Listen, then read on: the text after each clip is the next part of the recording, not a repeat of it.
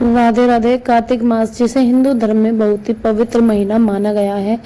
कार्तिक मास में स्नान करने से बहुत सी बातों का ध्यान रखना पड़ता है और इन बातों का अगर हम ध्यान रखेंगे तो माता लक्ष्मी की कृपा हमारे परिवार पर अवश्य बरसेगी।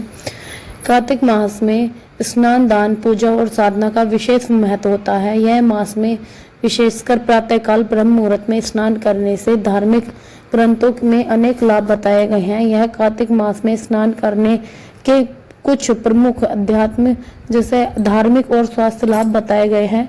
आध्यात्मिक लाभ: कार्तिक मास को भगवान विष्णु का प्रिय मास माना जाता है।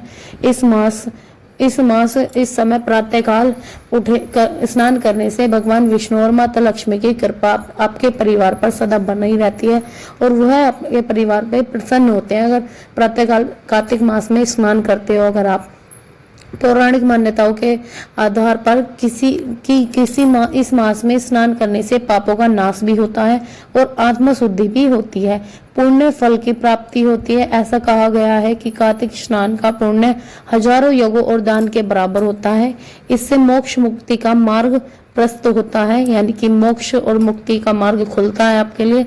धार्मिक लाभ कार्तिक मास: स्नान के साथ दीपदान, तुलसी पूजन, हरिनाम संकीर्तन आदि करने से भगवान के प्रति भक्ति बढ़ती है। यह स्नान करने से तीर्थ स्नान के समान फलदायी माना गया है। चाहे आप गंगा में स्नान करें या घर के जल में ही मिलाकर व्यक्ति के जीवन को सौभाग्य समृद्धि आती है, ऐसा शास्त्रों में उल्लेख है। कार्तिक मास में स्नान, व्रत और दान करने से पूर्वजों की तृप्ति होती है, उनके जीवन होती है और उनकी कृपा मिलती है। स्वस्थ लाभ: प्रातःकाल ठंडे जल से स्नान करने से रक्त संचार अच्छा होता है, जिससे शरीर में ऊर्जा और रोग प्रतिरोध क्षमता कम बढ़ती है।